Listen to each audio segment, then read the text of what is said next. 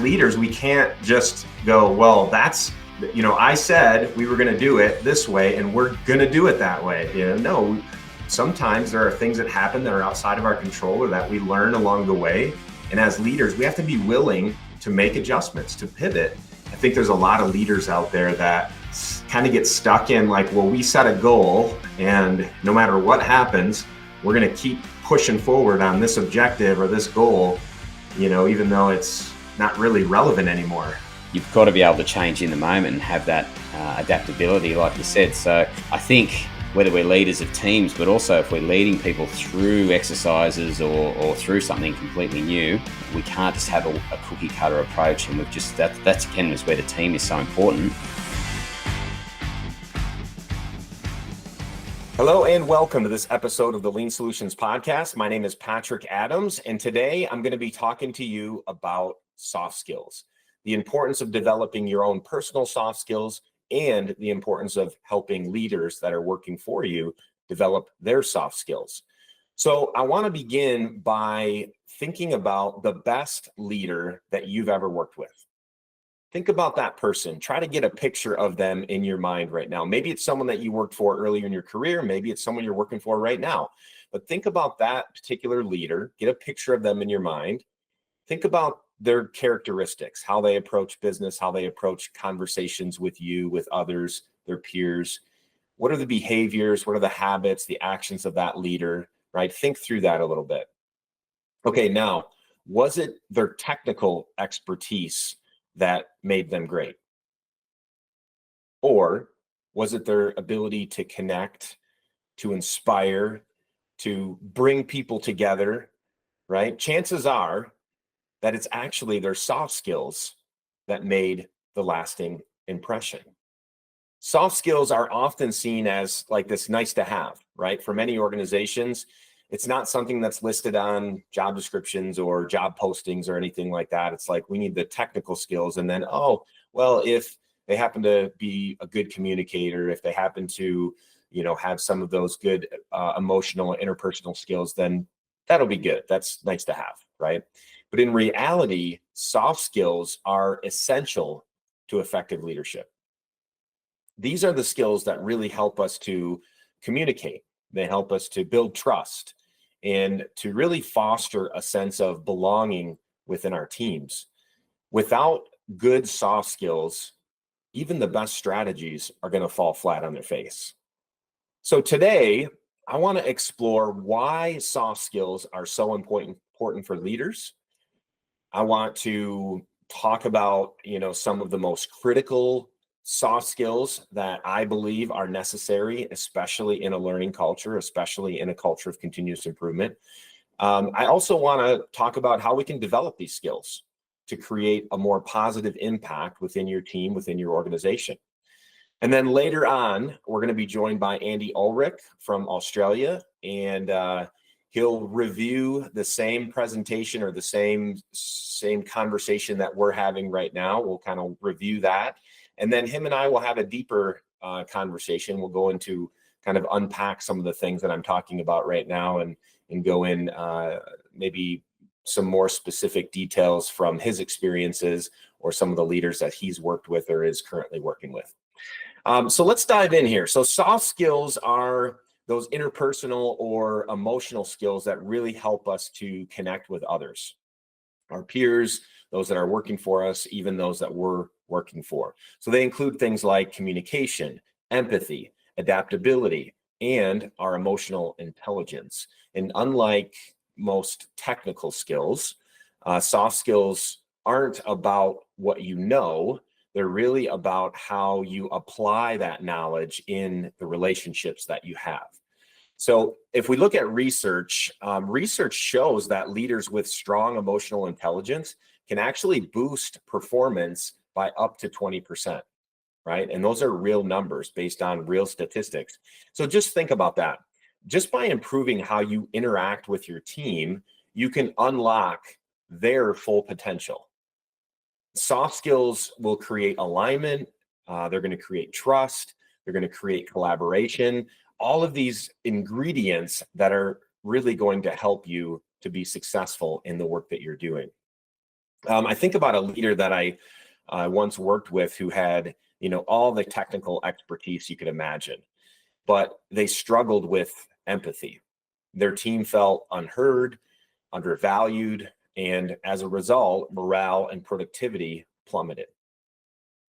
When that leader started practicing active listening and showing genuine appreciation, the team completely turned around. And that's the power of soft skills. So when we think about different types of soft skills, there are lots of soft skills that are out there. But I want to hit on just a couple of those that I think are most important. And I want to start with empathy. Empathy is about understanding and sharing the feelings of others.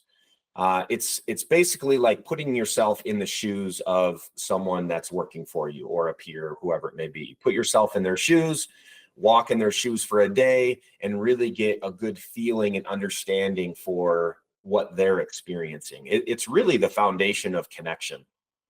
I remember working with a team through a tough restructuring, and one leader stood out because they took the time to actually sit down and have conversations with each team member.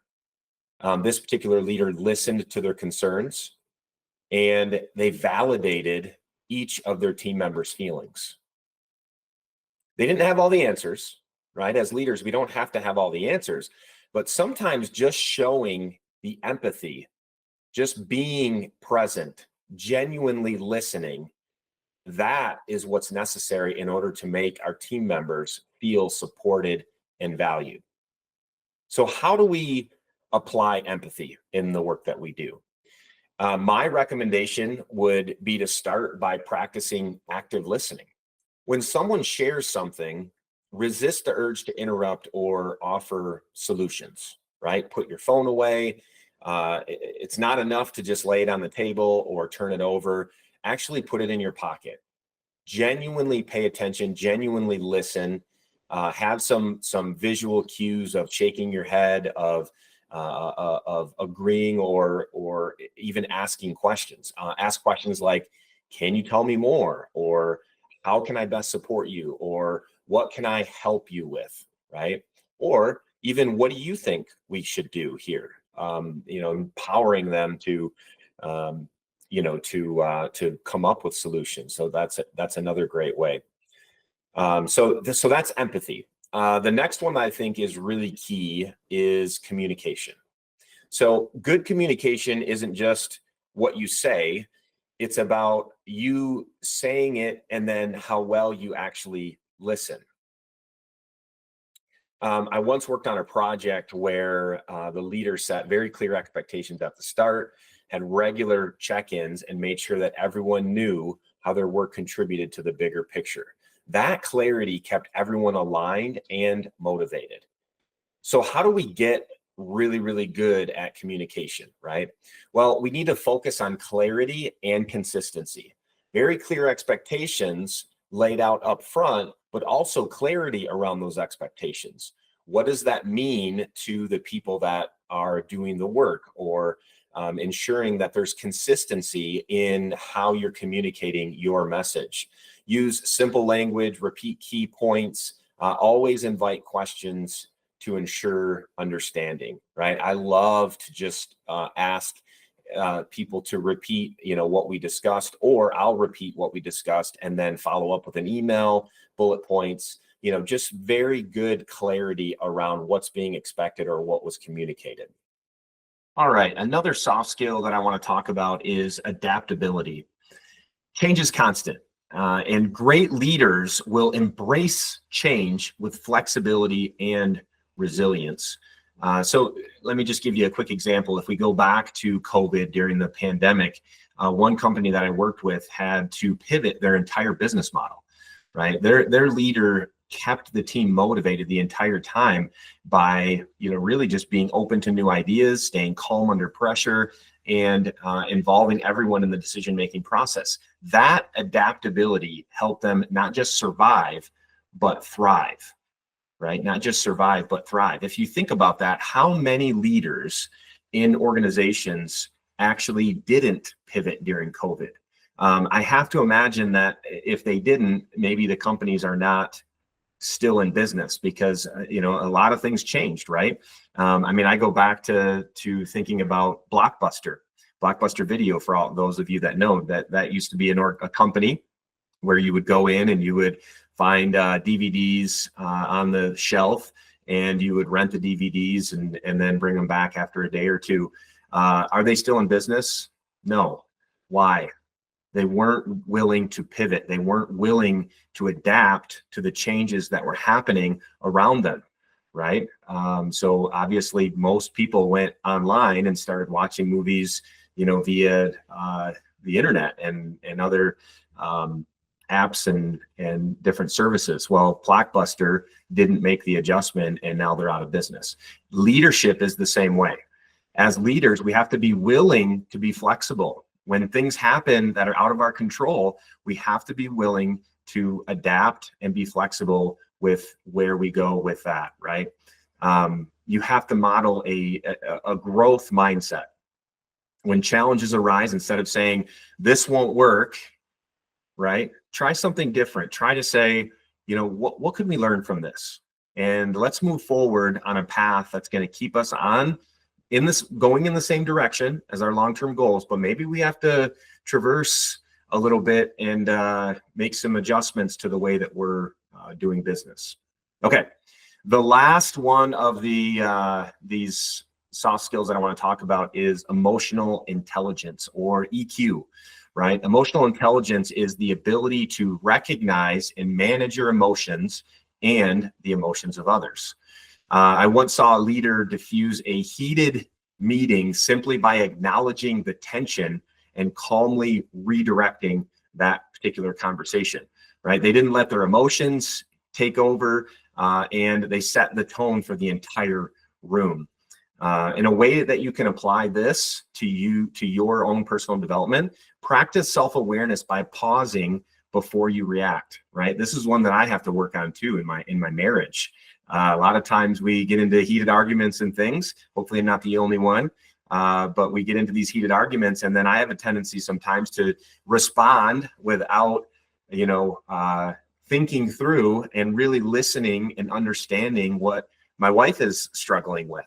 The same thing in the workplace, right? It's important that we genuinely listen, take into consideration what that person is telling us, take a minute to pause, think through, and then react, right? You can ask yourself, sometimes you can ask yourself, what am I feeling right now? Am I feeling anxious? Am I feeling angry? Am I feeling confused? If those are things that are happening, then don't respond, right? You have to respond constructively. So wait. Sometimes you have to take a pause and say, hey, listen, let's pause. Let's come back in 60 minutes and restart this conversation. So don't be afraid to do that as well. All right, some practical steps that you can take to develop your skills when it comes to those soft skills that we talked about. Number one is self-reflection. Start by reflecting on your interactions, right? Are there moments where you could have listened more or responded with greater empathy? Ask yourself that. Number two, active practice. Join a workshop, take on a mentorship role, or practice role-playing scenarios to improve your communication and conflict resolution skills. It has to be intentional. Build it into your leader standard work. Find a mentor that can oversee your conversations with someone and give you some feedback. This moves into the third step, is seeking feedback, right? Ask your team for feedback. Ask a mentor, a coach, to help support you. Ask your team, how can I better support you? Are there things that I can do differently? And be open to what their response is, right? If you're going to ask, you need to be open to how they might respond as well. So that would be number three. And then number four is lead by example. Show your team what good soft skills look like. You have to lead by example. Consistency is key. If you want a collaborative team, you need to model collaboration. All right, just a little recap before we bring Andy into the conversation. We've talked about what soft skills are, why they're essential for leaders, and how to develop them. Skills like empathy, communication, adaptability, and emotional intelligence are the true drivers of connection and trust within your team. My challenge to you is this: choose one soft skill that you want to improve this week. Maybe it's listening. Maybe it's being more adaptable in difficult situations. Whatever it is, focus on that one skill and apply it intentionally every single day. At the end of the day, reflect. How'd you do? What can you do differently tomorrow, right? All right, leadership. It's not about having all the right answers. It's about bringing out the best in others. By sharpening your soft skills, you can inspire your team to achieve incredible things. Remember, people follow people, not titles. Let's check in with Andy.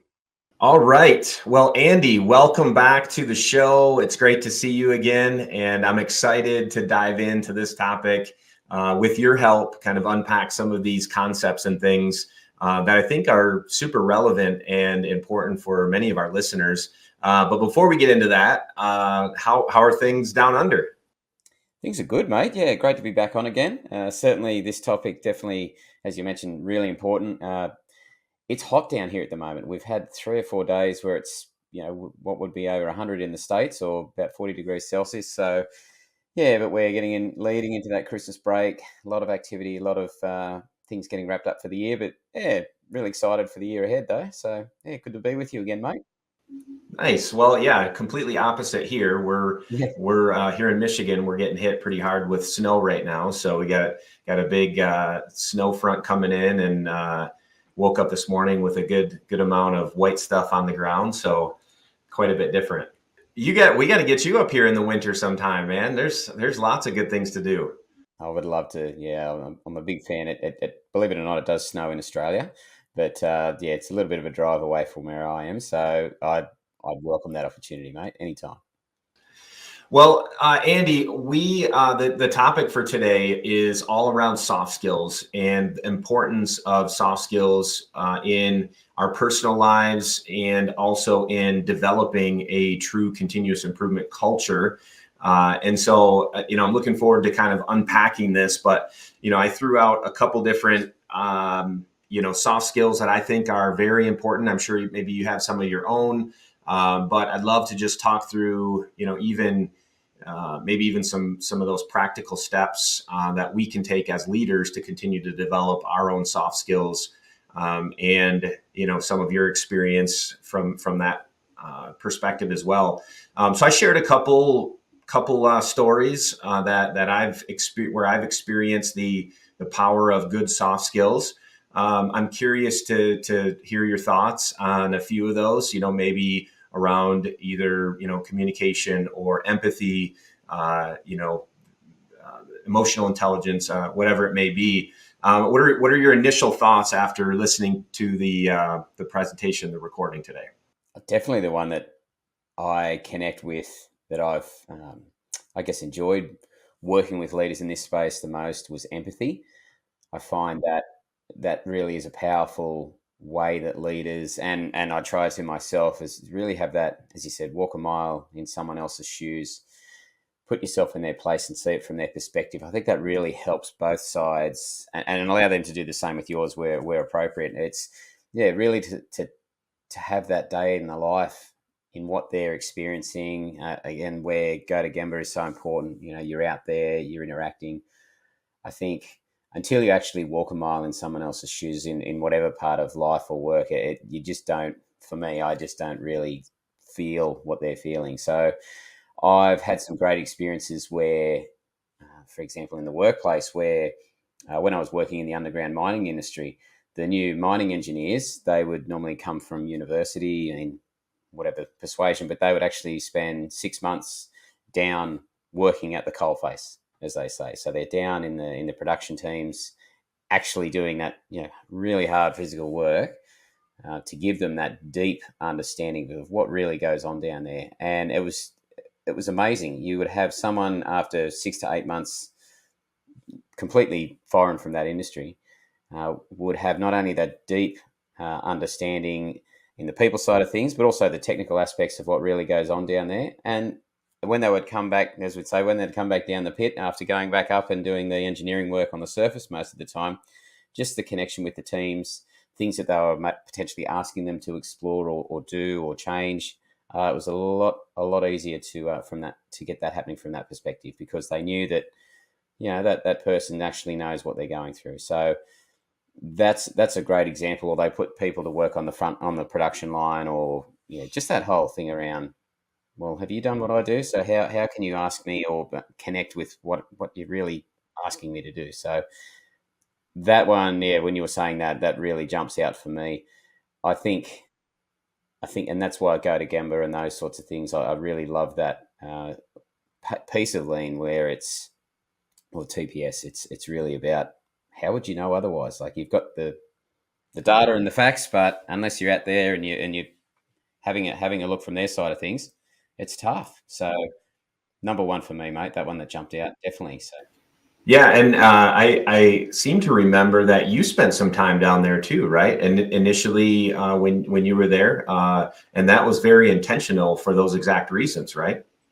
yeah, so I worked as an electrician in an underground coal mine for a bit over 3 years. So, but the first very, very early was they would put you straight into the production team, and with supervision, of course, but wasn't a whole lot of electrical work. It was really about all the other bits and pieces, the interconnection of the other activities that were going on, to really give you that awareness of there's a lot more going on than what you're down there to do, and how critical it is that people connect well, especially from a safety perspective.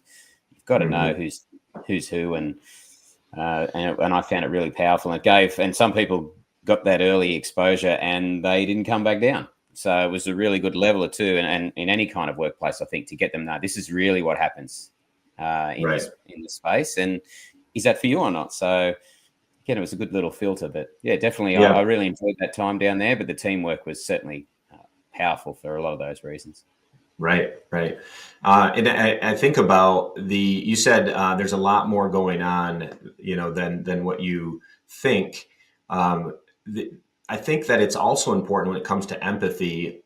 Sometimes we try to separate work from our personal lives, but in reality, everyone brings baggage with them to work. The things that are happening at home, they spill over into their work, and for everyone, for all of us. And I think another big piece of this is really, you said teamwork and getting to know the team. And I think there's some value also in getting to know people on a more personal level and understanding some of the challenges that they have, in their family, with their kids, whatever it might be. And that just, again, it helps strengthen your own leadership skills when you go to work with somebody and that, they're a single parent that's, trying to make ends meet, and they're working all the overtime that they can get. And, now I'm out there trying to figure out how to get rid of their overtime. That's something that I should probably know before I just go out there and say, let's cut all the overtime, right? Putting myself in their shoes, understanding the struggles and challenges, not just in the work environment, but also in their personal lives, and that's going to help me when it comes to change management, when it comes to leading, people that have other challenges or struggles that I might not have. Or maybe I do have some similar struggles. And then again, that creates a connection as well. Yeah, absolutely. And, there's obviously lines where, you can't get too involved, but just to have that awareness or know how to ask the right questions to help you connect with where they're coming from. But also, as I said, feed it back the other way. So I used to enjoy bringing people into some of the meetings that I would need to attend as an ops leader or a maintenance leader, to see what we actually spoke about in there. And we actually had a really good system where, for our tier 2 meeting in our daily meetings, we would bring an operator off the floor to be in there, not only just to see what we talk about, but if there was any, how you going out there? How you really going? The graphs say this. It was a game changer for them actually going, wow, Andy, you guys get into it a bit in there. And it's like, well, that's right. We don't just come out here and say these things, right? Like there is reasons why I have to do my job too. And then I need you to see it from my side as well. And so, yeah, the best leaders I've worked with, they were hard but fair. And, we all had a job to do, but they would at some moment go, is this okay? Or, what sort of day you're having? Because we need to talk about something. That sort of lead you into it and say, okay, we need to talk about something that I don't know how this is going to land with you. Instead of, right, everyone, state of the nation, this is it, and make it happen, or maybe this isn't the right place for you. It's doesn't reflect a lot of good follow-on behaviors or performance. Right. Yeah, I remember specifically working on some Kaizen activities around it was an assembly press, a large assembly press, and we were trying to get all of the components as close to the point of use as possible. And we created like a makeshift temporary kind of tray in front of the operator that we put all the components on and had everything being delivered right to the press, so they didn't have to go anywhere. And I remember the operator, I think it was maybe a third shift operator, somebody that said, I can't, it's too tight. Like my arms are cramping up, and I'm thinking to myself, like, how can it be too tight? Like the least amount of, motion possible is the best. Like I kept saying that, and he's like, he challenged me. He said, why don't you come out here and instead of like running it for 2 minutes, like, why don't you run it for a full shift or longer, run it for a couple of days, and then you tell me what you think. And so I accepted that challenge. And I remember going out there and, at the beginning I was like, oh, this is great. Like I'm flying. And then after a while, like I started to, like in a similar fashion to him, like I started to kind of cramp up because I wasn't, extending my arms enough or stretching, I remember after a few hours, I started feeling exactly what that operator was feeling. And I felt to myself, obviously I had to go back and apologize. Like, you were completely right. We need to do something a little bit different so that you have the ability to actually, move your arms a little bit more. And again, it was just an example of putting ourselves in the shoes of those people that are doing the work and really understanding everything and anything that's going on, and making sure that we're not just making decisions for the bottom line. We're not just making decisions because we want to improve a metric, but we're really taking into consideration the feelings, the experiences, and just the challenges that, the people have that are working within that particular area.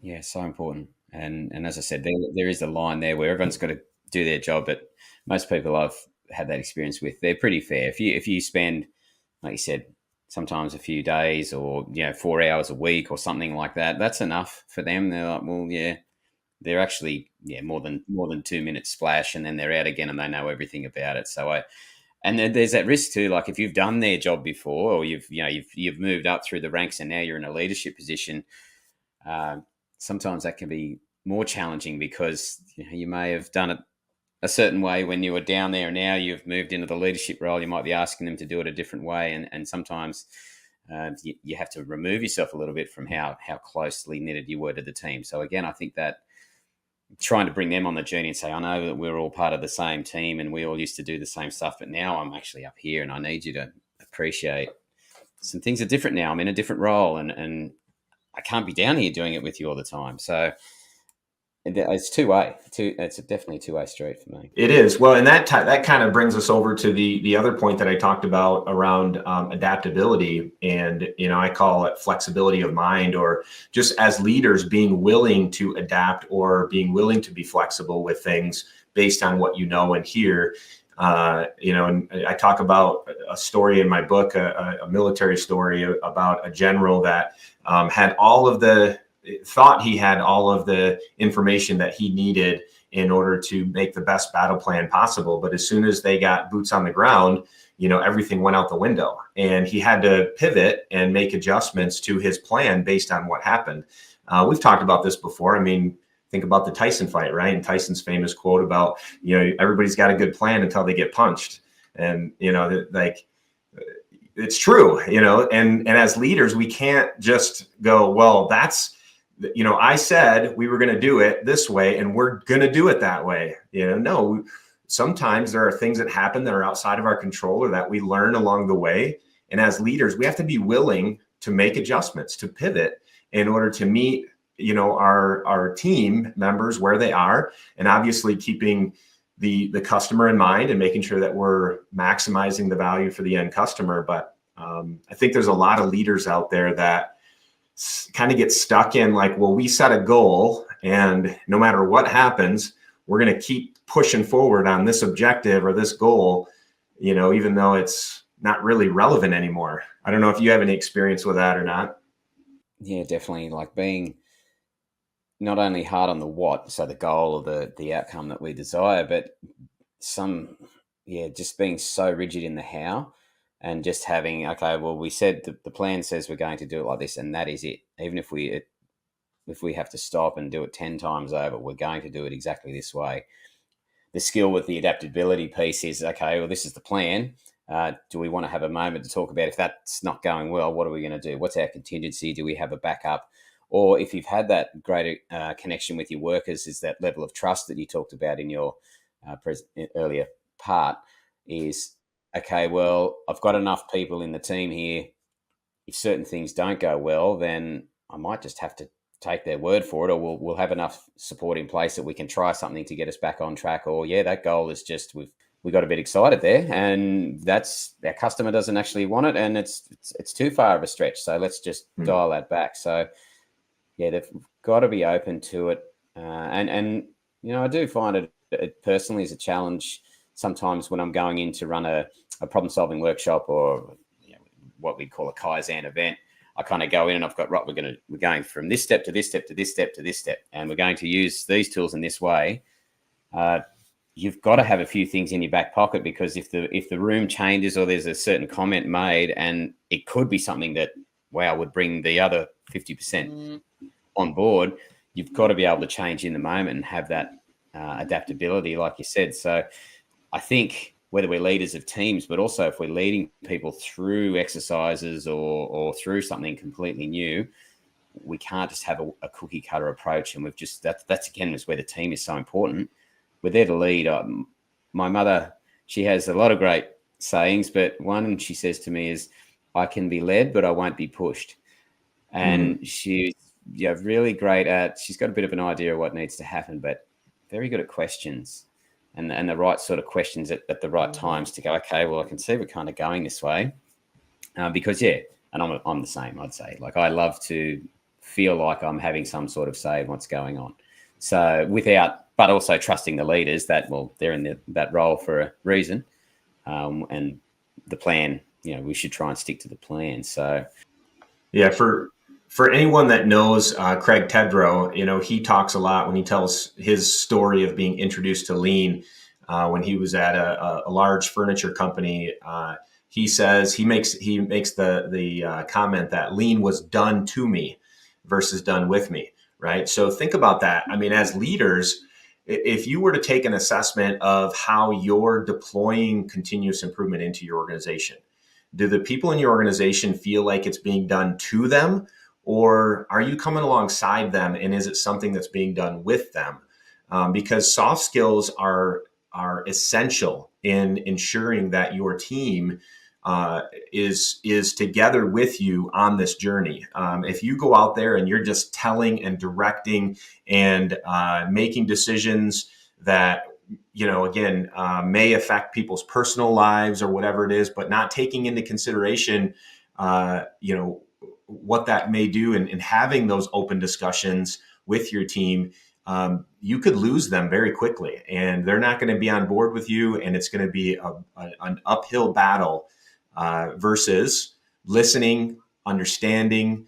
I talked about some of those skills in communication of active listening and genuinely being interested in making sure that you bring your team members along, listening to their challenges and responding to those appropriately. I mean, all of those things are so important when we are on our lean journey. And I think it's so important. Yeah, well, that there's a thing that stands out for me is that first bite with the eye. Or so whenever I'm introduced to a new colleague or a leader, or I'm coming to them for the first time, I know the eyes are on them, and it's really important how you conduct yourself in that first exchange or soon after. For people are really keen to try and find out who you are, and a lot of times they're trying to find the faults or the little dents in you where they may not be happy that you're even there, or and a way in, if you know what I mean. So I think back, we had I'll use different names.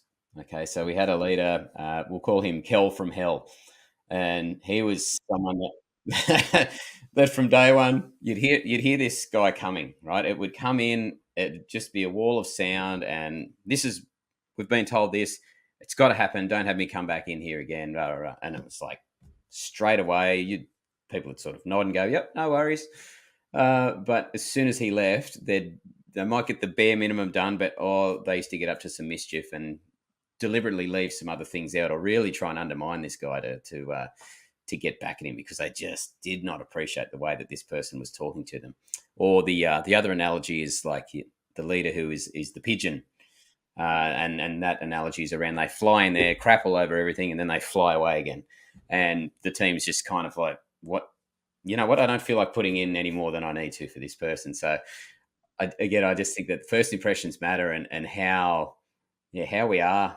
And look, some people are just naturally geared that way, and maybe get put in positions to just do that. But that's certainly not a place that a lot of people want to work for very long, or follow someone in that space. So yeah, Kel from hell. It's definitely Don't a memory, Kel that from one hell. there, Patrick. Well, okay, let's just imagine that I'm a listener, and I just happen to fall into that bucket of Kel from hell. Or maybe I'm kind of assessing myself here and going, man, I really need to improve some of my soft skills.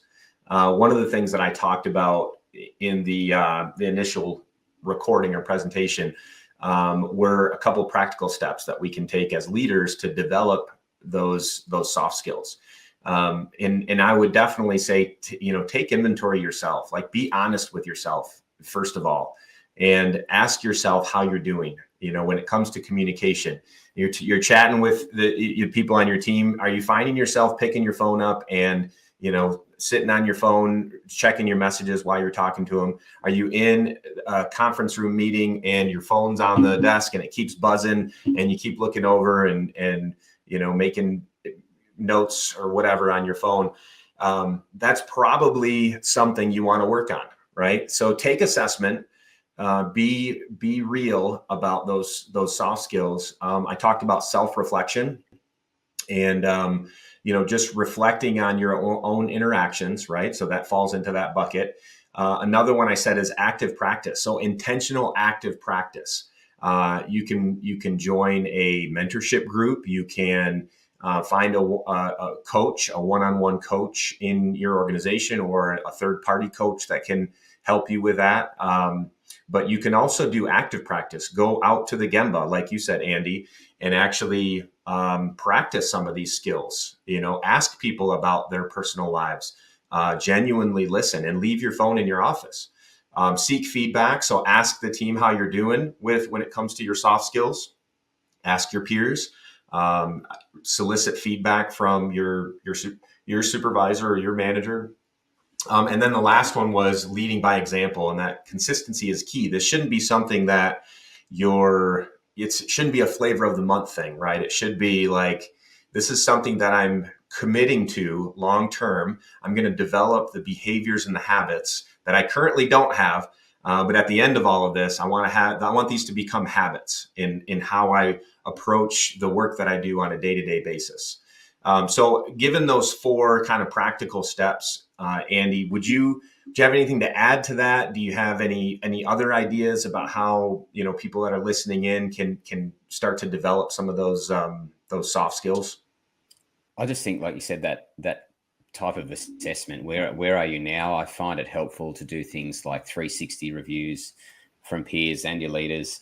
I find that getting some training on emotional intelligence has been very helpful for me. So, and there's a lot of, I guess, there's psychological type profiling things you can do, like disc profiling, Hogan's assessments. Those, sorry if that's calling brands of whatever, but it's just some that I've been through in the past. That really helps connect with the people side of not only yourself but the team. If you've got an idea and it really helps just make clear that we don't all think the same.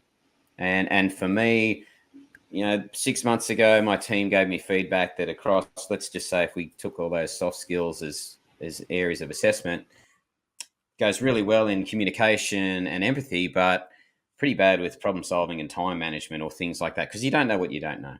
So I really find that's like anything in what I see as great continuous improvement, is where are we now? Like, what's the current situation? And then me as a leader, or someone, when I think about that leader that I would follow, as they say, into the gates of hell, what did they model in behaviors, and how can I somehow, get a measurement as to where I am compared to that? And then what are the steps, what's my next target condition? Work towards that. And I get to know more about yourself. But again, getting to know your teams, and I love to try and put some sort of tangible measure on it. I don't know whether it fits in here, but it's definitely something I love to call out when it comes to when we talk about soft skills or hard skills. It's a real shame sometimes, and I might do it too, I guess. I'd love your feedback, listeners, if I'm doing it right now.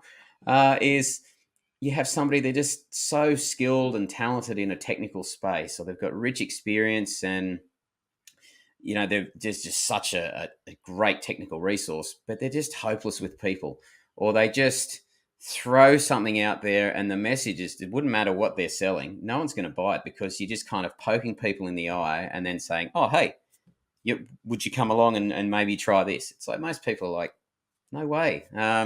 Because it's not it's not what you do, it's who you are that I think most people gravitate towards. So yeah, that's definitely something. If you're feeling like that's you, or you connect with a leader who's like that, again, that hang on, where are you now? Respectfully getting that eyes on. You book smart, but it's kind of got to keep you locked in the back room, because you're just terrible with people, and they just don't want to engage at that level to really help them give you what they've got to offer. So whether that's a rant or whatever, I just drop that in there, because I think that's so important with leaders that have that skill, but they're just that soft side really needs a lot of work. Yep. Yeah, I agree 100%. And I think that's a great way for us to kind of wrap up today is with leaving you with kind of that call to action from Andy. Take assessment, create a plan, maybe even incorporate a little kata into it, and establish yourself a long-term goal and what's your next target condition, and just start intentionally working towards that. Find someone that can hold you accountable and work on those behaviors and those habits, and really start to transform the way that you approach the people that are on your team, your peers, and even those that are above you in your organization that you report to. So I think that's a great way to close, Andy. Any last comments for everyone around the topic for today as we close out? I'll never forget the day I first heard this saying, but it was something around, people will forget what you say or do, but they'll never forget how you made them feel. And I think that really ties into, for me, what I connect with soft skills. True. That's so critical, and people will follow you if you can get this right. So thanks, mate. Great topic, and look forward to catching up with you next time. All right. Take care, Andy.